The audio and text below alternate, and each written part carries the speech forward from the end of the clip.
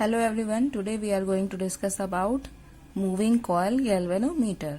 So this is a very important topic, and galvanometer a very important device which we use in our lab. So this is a device which is used to detect and measure the electric current. So in this lecture we will see the construction, theory, working of this moving coil galvanometer. Now moving coil galvanometer, it is of two types: suspended coil galvanometer and pivoted coil galvanometer. Mostly what we use is the pivoted coil galvanometer. Suspended coil galvanometer are also used in, if you will do BSc, so you'll see this there. We have this experiment for the suspended coil galvanometer, but mostly what we use is the pivoted coil galvanometer. Now what is the difference between these two? So in suspended coil galvanometer, it measures the current up to 10 raised to the power minus 9 ampere, and pivoted coil galvanometer measures the current up to 10 raised to the power minus 6 ampere. That means they measure the value to a very small extent of the current. Now suspended coil galvanometer, in terms of the sensitivity, so this is more sensitive, while pivoted coil galvanometer is less sensitive, but we use this because it is more convenient to use. Suspended coil galvanometer, in this it is suspended through a phosphor bronze strip, so this whole setup is very difficult to take it from one place to another. While in pivoted coil galvanometer, there is a pointer connected through a scale, and very easily we can measure the deflection. So because of that, it is more convenient to use, it is less convenient to use, easy to take. It is easy to take from one place to another. This is difficult to take it from one place to another. Clear? So these are the few differences you can say between the suspended and pivoted coil galvanometer. Sometime maybe in board 1 mark question will be asked about the differences or the advantage or the disadvantages. Now coming to the principle. So principle, as I told you in the previous lecture, that when a current loop or a coil, current carrying coil, placed in a uniform magnetic field, it experiences a torque. So that is the principle of the moving coil galvanometer. So when an electric current flows in a coil which is placed in a magnetic field, a deflecting torque acts upon the coil whose magnitude depend upon the strength of the current. Clear? So we have seen in the previous lecture, whenever a current loop is placed in a uniform magnetic field, it experiences a torque, and whose value also we know that we had got tau is equal to NIAB sine theta. This is what we had got. So this is the base of this suspended coil or pivoted coil galvanometer principle. Clear? Now coming to the construction. So we'll see about the suspended coil galvanometer construction, theory and working in detail first. So this is the construction, whole construction of the suspended coil galvanometer.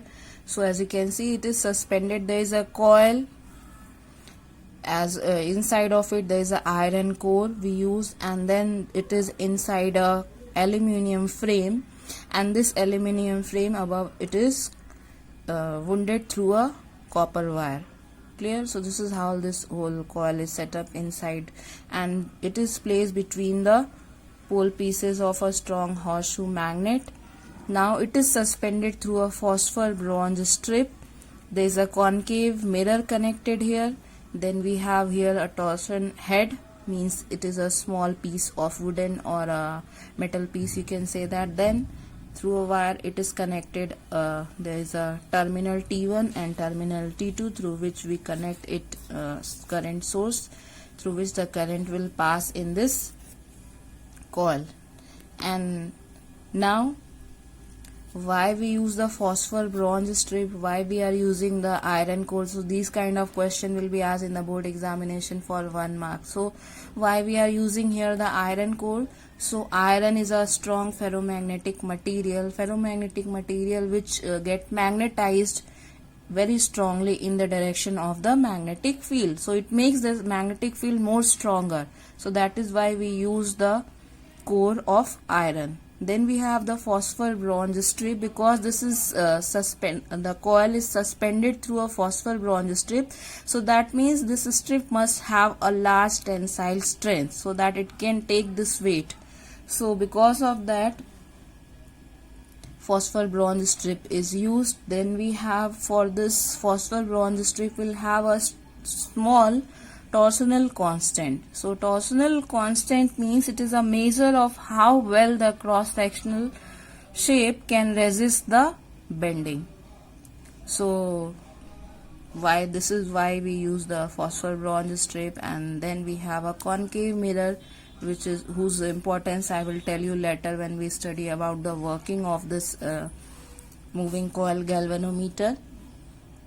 And then below of it there is a spring, and it is connected through this T2 terminal. So this is the whole setup, and I will send you one video of this, animated video of this suspended coil galvanometer, so that you can understand the lamp and scale arrangement, because in it lamp and scale arrangement is used. Through that lamp, light is incident on this mirror and it reflects back on the scale, and through that scale the spot is formed on the scale, and we measure the deflection on the scale by that spot. So that is why that lamp and scale arrangement is also important for you to know. So I'll send one animated video, and it will help you to know about the lamp and scale arrangement. Clear? So this is the whole setup of this moving coil galvanometer. Now coming to the theory of it. So as we all know that when the current will come and pass through this coil, so in that case this coil will experience a deflecting torque, and that value is given by NIAB sin theta. And due to this deflecting torque, this coil will start rotating in this magnetic field. So when it will start rotating, so this strip which is connected through this coil, so this will also get started twisting, is it? So when it will get started twisting, so there is a elastic restoring torque created in the strip, and which will try to oppose this deflecting torque. Clear? So there are two types of torque here created. One is your deflecting torque, and second is your elastic restoring torque. That is what, if you will know, then it will become quite easy. The theory of this galvanometer becomes quite easy for you.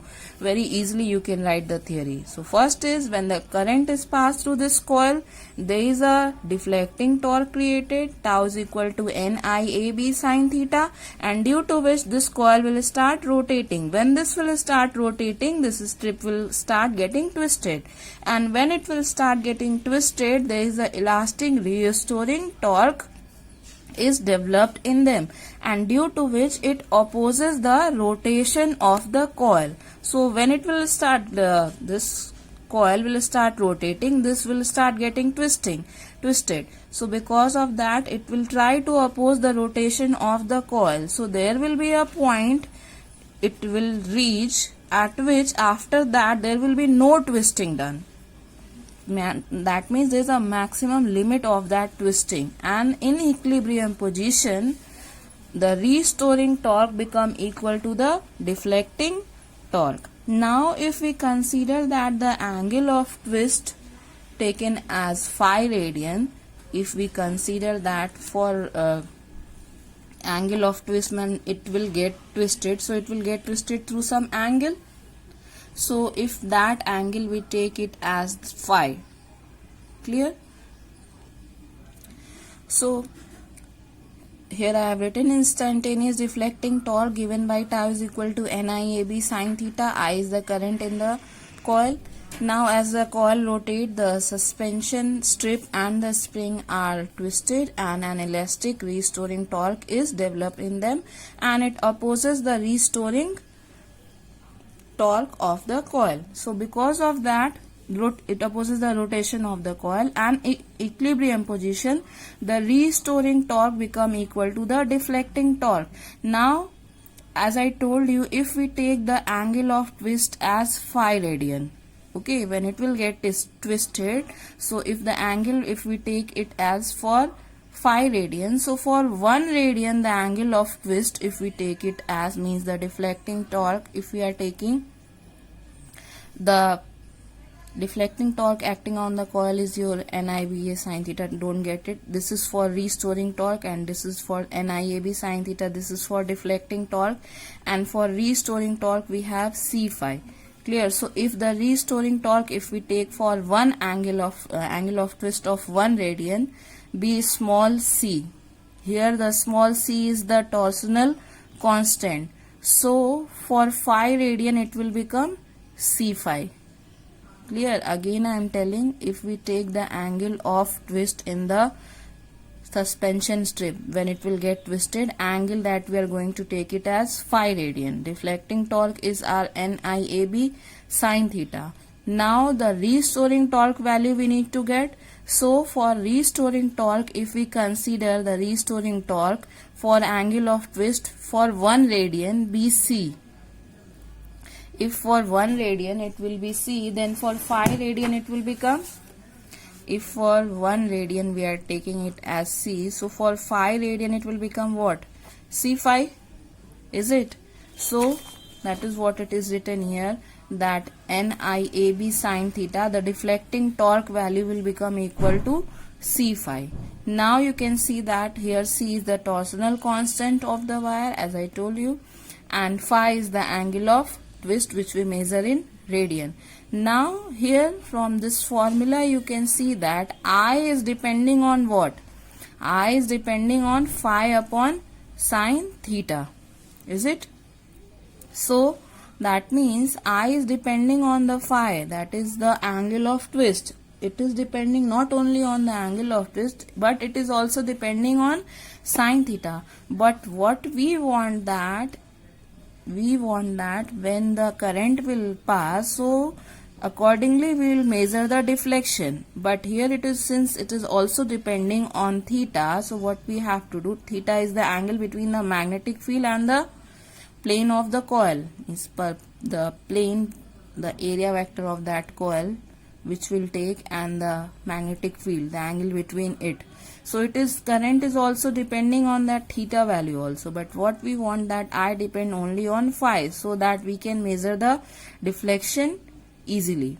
So for that we need to create a radial magnetic field. So what is the radial field? Now the question is, what is radial field?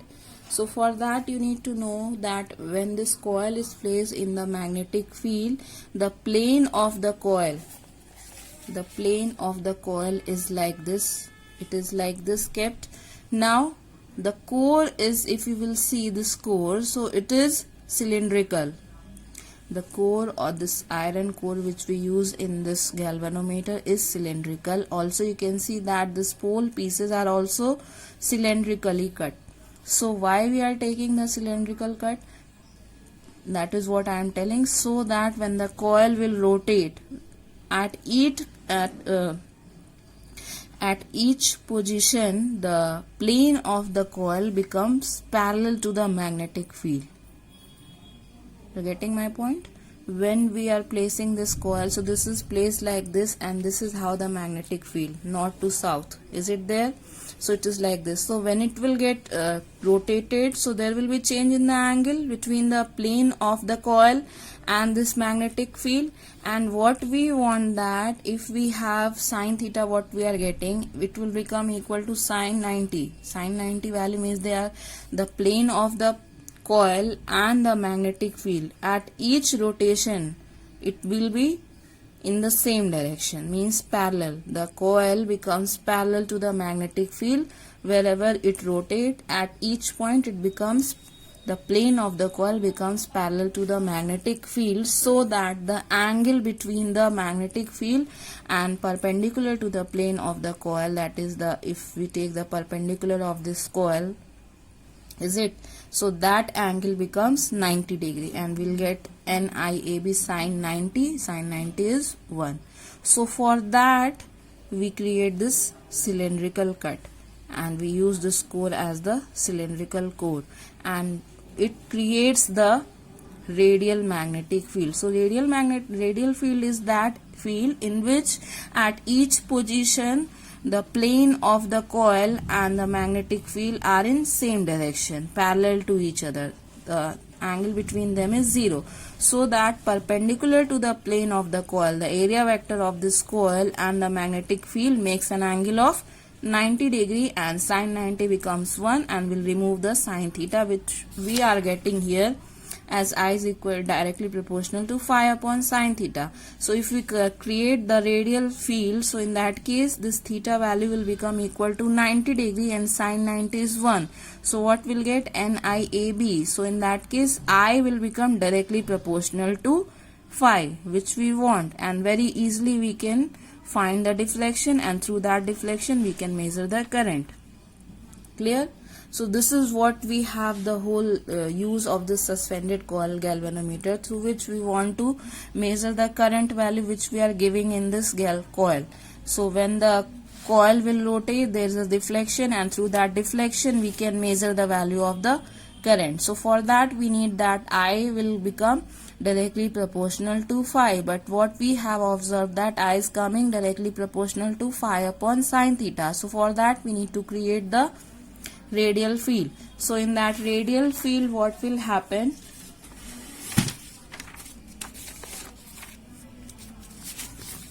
That suppose this is the, I am telling, if it is a cylindrical coil, so the upper face of it will be circular. If the coil, the core that we are using is cylindrical, so the upper face of it will be circular, is it?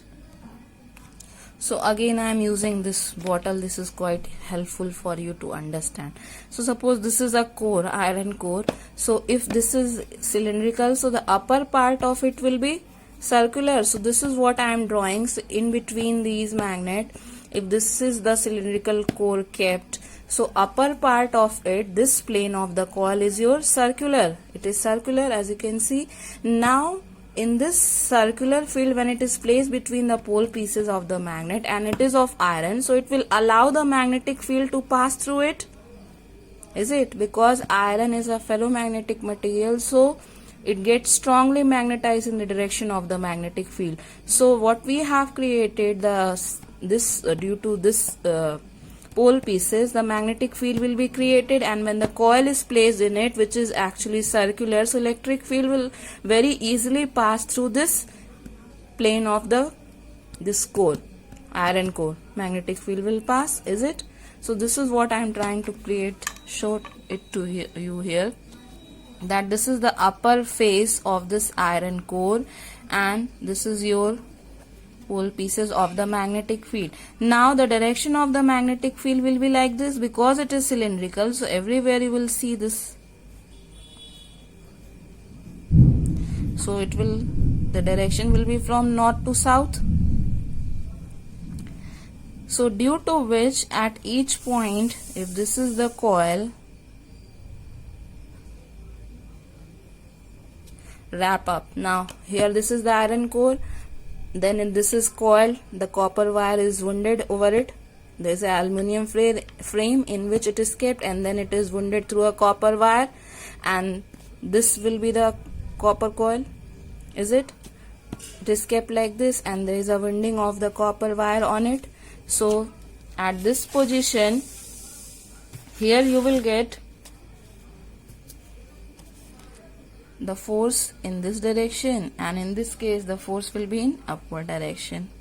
Here it is outward, here it is inward. So this is how the radial field will be created at each position. If you will see now, the magnetic field and the plane of the coil are parallel, so that the perpendicular of this coil will make an angle of 90 degree with the magnetic field, and this is what we say about the radial field. So many times the question is asked that what is the radial field. So what you will write, that in this field, in every position, the plane of the coil remains parallel to the lines of the force. That is, in every position theta will become equal to 90 degrees. So in equilibrium position, in place of theta, when we put 90 degree, what will get? NIAB will be equal to C phi, and I will become equal to C upon NAB into phi. That means What we want, that I depends on phi, so we'll get I depends on phi. So here we'll get I is equal to k phi, and this k will become equal to C upon NAB, which is a constant and known as the reduction factor of the galvanometer. So thus we have I directly proportional to phi, that is the current flowing in the coil is directly proportional to the deflection of the coil. So by that deflection, very easily we can measure the current flowing in the galvanometer. Clear? So this is the theory, the explanation of the theory which is being used in the suspended type galvanometer. So what is the theory? Very easy to explain. That what you have to explain, that in that case two types of torque acts.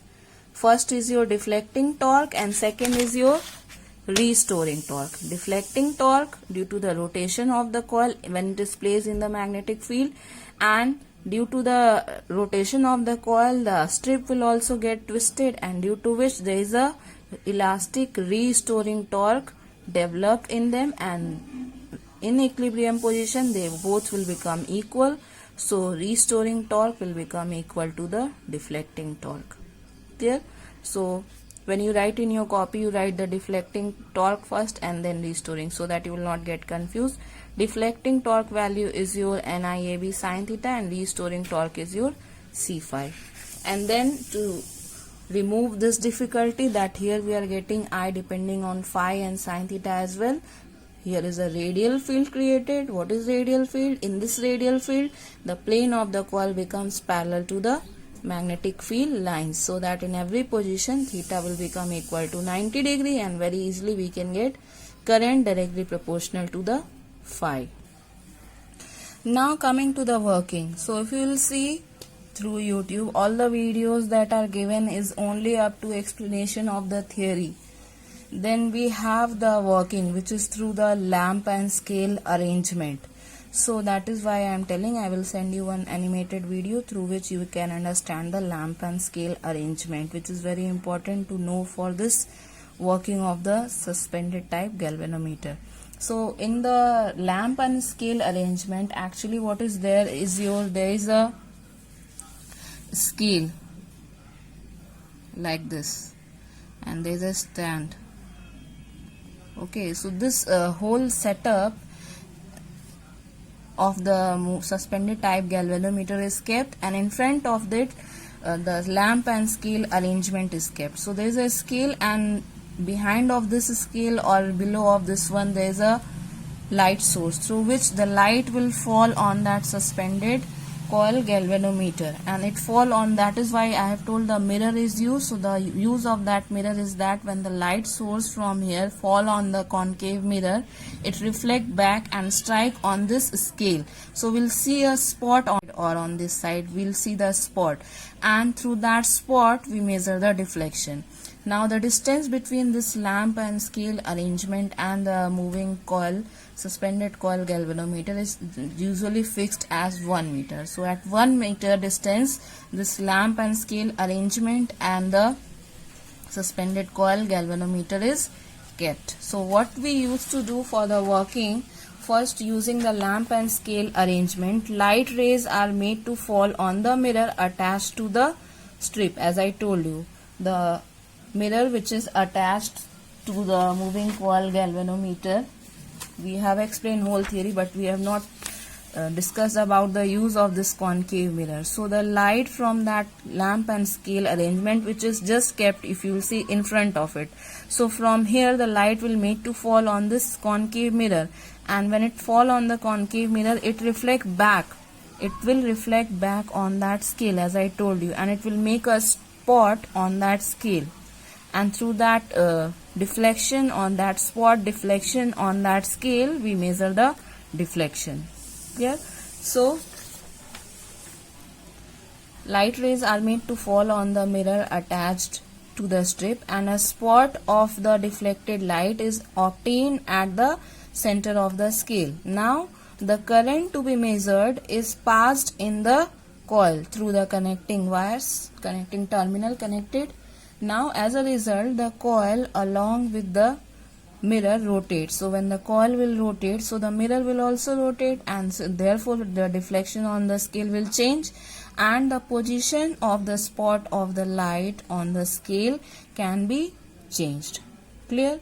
Now suppose the distance of the scale from the mirror is taken as capital D, as I told you, which is usually taken as 1 meter, and when the deflection of the coil which we take is taken as phi. So the displacement of the spot of light on the scale, if we take it as small d, then we have tan 2 phi, tan theta of we take.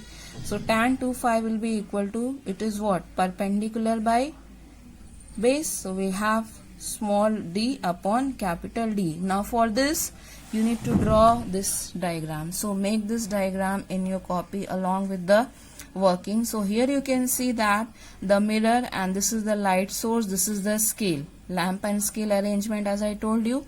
So from the light source, the light will need to fall on this concave mirror, and it will reflect back and comes on the scale, and we'll see a spot here.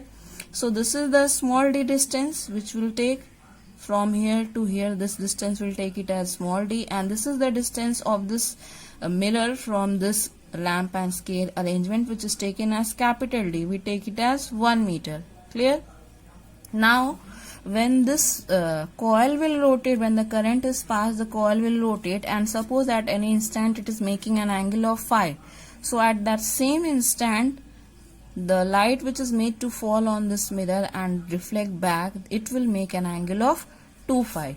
Clear? So that is why here we are taking it as tan 2 phi. So that is what, for knowing why we are taking 2 phi. So for this angle phi, this angle will become 2 phi, because it will go and reflect back. Now this angle will become 2 phi. Clear? And this distance usually taken as 1 meter. So lamp and scale arrangement and the suspended coil galvanometer are placed at a distance of 1 meter. Clear? And this distance we take it as small d. Now we have tan 2 theta is your perpendicular by base. So here we have tan 2 phi is equal to small d upon d. Now this angle which we are taking is very small. If we consider the deflection, so that is very small. So we can consider that tan 2 phi almost equal to 2 phi. So that means 2 phi will become equal to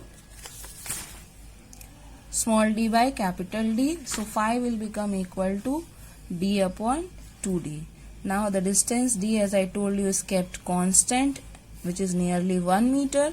So the deflection of phi is directly proportional to the small d, the deflection, the spot that will get on the scale.